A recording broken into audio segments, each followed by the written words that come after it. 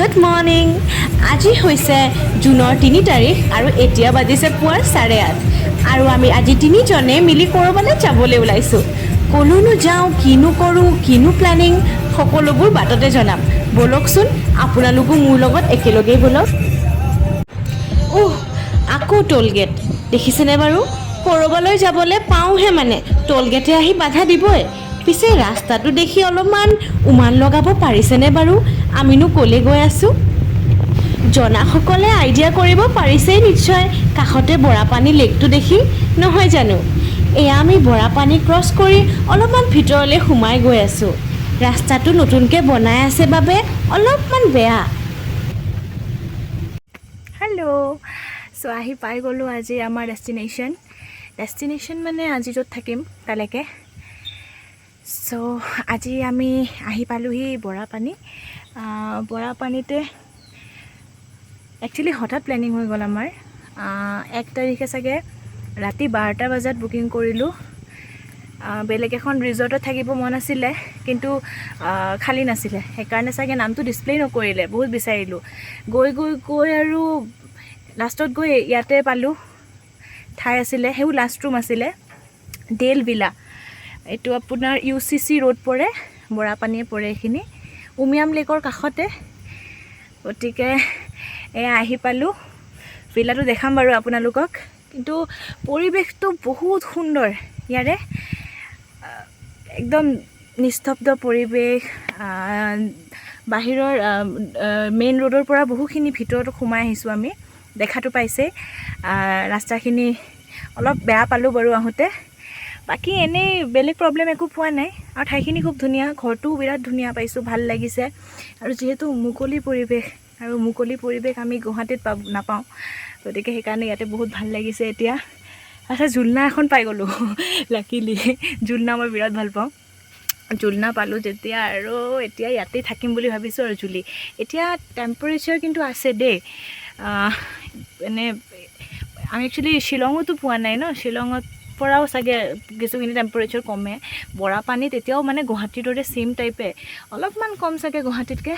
30 cross কৰে, ইয়াতে 30 cross নাই কৰা, তলতে আছে টেম্পাৰেচাৰ বৰ্তমান। কিন্তু পৰিৱেশটো যিহেতু মুকলি, ইমান এটা গৰমটো অনুভৱ নহয়, ঠাণ্ডাই লাগি থাকে। বাকী এয়া ৰৈ দিলে কোনোফালে একো চাউণ্ড শুনিবলৈ নাপায়, কোনোফালে মানুহৰ মাত নাই, একো নাই।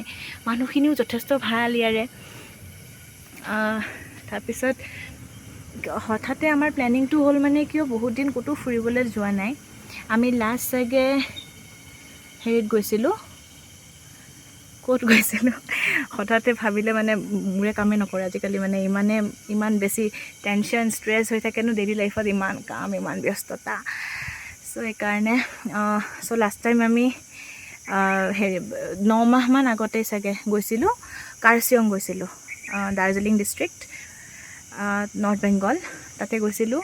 তাৰপিছত আৰু ক'তো যোৱা হোৱা নাই।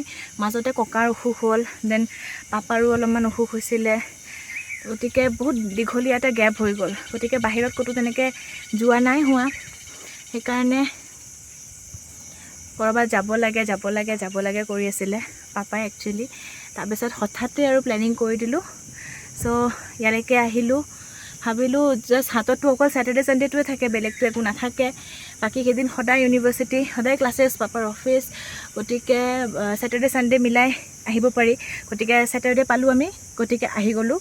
আজি জাষ্ট ৰাতিটো ইয়াতে ষ্টে কৰিম। ভাবিছিলোঁ ওচৰতে যদি থাকে উমিয়াম লেকটো আমি ওচৰতে খোজকাঢ়ি চাবলৈ যাম, বাট অলপমান দূৰ হয় বাৰু, অলপমান এইখিনি সোমাই আহিব লাগেতো, গতিকে অলপমান যাব লাগিব। চাওঁ এতিয়া ইভিনিং ক'লৈকে যাওঁ। এতিয়ালৈ একো প্লেনিং নাই কৰা, এনেই ইয়াতে এনজয় কৰি আছোঁ, ভাল লাগিছে পৰিৱেশটো খুব। তাৰপিছত আজি ৰাতিটো ষ্টে কৰাৰ পিছত ভাবিছোঁ কালি ৰাতিপুৱা লেটলাম যাম ভাবিছোঁহে, চাওঁ ক'ত মিলে কেনেকৈ। কালি দিনটো এনেকৈ অলপমান ফুৰি গৈ ডাইৰেক্ট গুৱাহাটী ৰিটাৰ্ণ হৈ যাম, যিহেতু আৰু শেষে। আৰু আজি শনিবাৰ, কালি ৰবিবাৰ, দেন ফিনিছ, আকৌ মানডেৰ পৰা নৰ্মেল লাইফ ষ্টাৰ্ট। এয়াই হৈছে আমি থকা ভিলাটো, Dale villa, UCC road, Borapani. It's a kind of home stay, কিন্তু খুব ধুনীয়া পৰিৱেশত বনাইছে এই ভিলাটো। আৰু তাৰে ভিতৰত 3টা ফেমিলি থাকিব পাৰে, 3টা ৰুম আছে। এয়া হৈছে লিভিং ৰুম। চাওকচোন ইমান ধুনীয়াকৈ সজাই ৰাখিছে, মোৰ যে তাৰ পৰা আহিবলৈকে মন নাছিলে। আমি যোৱাৰ সময়ত তাতে অন্য কোনো গেষ্ট নাছিলে বাবে সেই 2 দিনৰ বাবে গোটেই ঘৰটো আমাৰেই হৈ থাকিলে। আৰু এয়া বেছমেণ্টৰ ফালে আছে এটা এটেচড কিটচেন, য'ত আপুনি নিজেও চাহ বনাই খাব পাৰে বা অৰ্ডাৰ দিলে তেওঁলোকেও বনাই দিব। লগতে লাঞ্চ এণ্ড ডিনাৰো প্ৰভাইড কৰে, কেৱল আগতীয়াকৈ অৰ্ডাৰ দি থ'ব লাগে। আৰু এয়া হৈছে আমাৰ ৰুমটো। অলপমান বেয়া হৈ আছে দেই, গৈয়ে ভিডিঅ' বনোৱা নহ'ল যে, বস্তুবোৰ থোৱাৰ পিছতহে ভিডিঅ' কৰিলোঁ। আৰু এয়া বাথৰুমটো চাওকচোন, মোৰ যে ইমান মৰম লাগিছিলে। আবেলিৰ সময়ত বতৰটো যে ইমান ধুনীয়া চেঁচা কৰিছিলে নহয়, সেয়ে ভাবিলোঁ আমি অলপমান ওচৰে পাজৰে ৱাকে কৰোঁ। ধুনীয়া চিনাৰীও চোৱা হ'ব, লগতে বতাহ খাই সেই প্ৰকৃতিৰ মাজত খোজ কঢ়াৰ আমেজেই বেলেগ। আমাৰ ভিলাটো বৰ ধুনীয়া লাগিছে নহয়নে? এয়া অৱশ্যে বেক চাইড।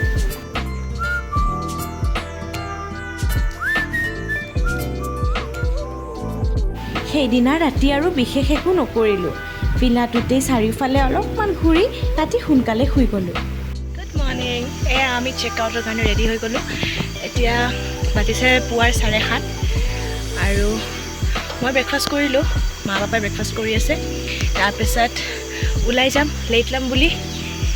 যাবলৈ একেবাৰে ইচ্ছা যোৱা নাই, মানে ইমান ভাল লাগিছে ঠাইখিনি। আৰু I am back to my জুলনা। জুলনা পালে আৰু একো নালাগে, ইয়াতে বহি থাকিবলৈ মন যায়। এতিয়া মিছ কৰিম গুৱাহাটীলৈ গৈ, আকৌ এইবিলাক আকৌ একে লাইফ, ইমান noise pollution, air pollution. I will recommend মানুহে নিজৰ ব্যস্ততাপূৰ্ণ জীৱনৰ পৰা অলপ সময় উলিয়াই হ'লেও, যিটো আমি এফৰ্ড কৰিব পাৰোঁ, ইমানবিলাক কাম টেটুত লগাই ল'ব নালাগে যে আমি ফুৰিবলৈ সময় নাপাওঁ। অলপমান সময় উলিয়াই উইকেণ্ড যাতে হওক, এনেকৈ ছেটাৰডে ছানডে 1 নাইটৰ কাৰণেতো একো প্ৰব্লেম নহয়। যদি পৰা যায় এনেকৈ অলপমান দূৰলৈ ওলাই আহিব লাগে। অলপমান পৰিৱেশ সলনি হ'লে মনটোও ভাল হৈ থাকে, আকৌ নতুন উৎসাহেৰে কাম কৰিবলৈ মন যায়। গতিকে সেয়ে আৰু বহুত ভাল লাগিল। এতিয়া মনটো অলপ বেয়া লাগিছে, ইয়াৰ পৰা যাবলৈ মন যোৱা নাই। ইমান ধুনীয়াকৈ আছিলোঁ আৰু নিজৰ ঘৰৰ দৰে এটা ভিলা লৈ। অ'কে দেন, আপোনাক লগ পাই আছোঁ। নেক্সট আমি ক'লে যাম, তাতে দেখুৱাম দেই। এয়া আমি ইয়াৰ পৰা যাবলৈ ওলাইছোঁ, আৰু এওঁৱেই হৈছে সেই আণ্টিগৰাকী যোনে ভিলাটোৰ চোৱা চিতা কৰে। সঁচাকৈ বিদায়ৰ মুহূৰ্তবিলাকত আৱেগিক নোহোৱাকৈ নোৱাৰি। ৰাতিপুৱাৰ পৰিৱেশটো ভাল লাগিল বাবে এনেই এবাৰ গাড়ীৰ পৰা নামি দূৰৰ পৰাই বৰাপানী লেকটোলৈ চালোঁ আৰু অকণমান খোজকাঢ়িলোঁ।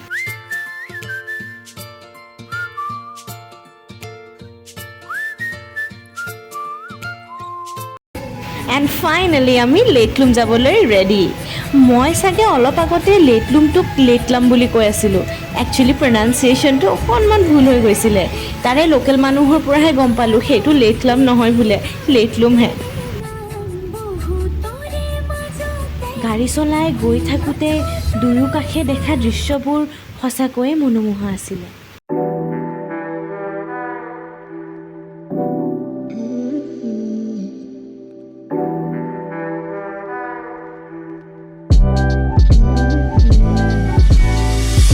আৰু এয়া আমি আহি পাই গ'লোঁ লেটলুম ভিউ পইণ্ট। ডাৱৰে আৱৰি থকাৰ বাবে ভিউটো দেখিবলৈ আমি সক্ষম নহ'লোঁ যদিও ঠাইখিনি ইমানেই ধুনীয়া আছিলে যে গান এটা নোগোৱাকৈ থাকিবই নোৱাৰিলোঁ।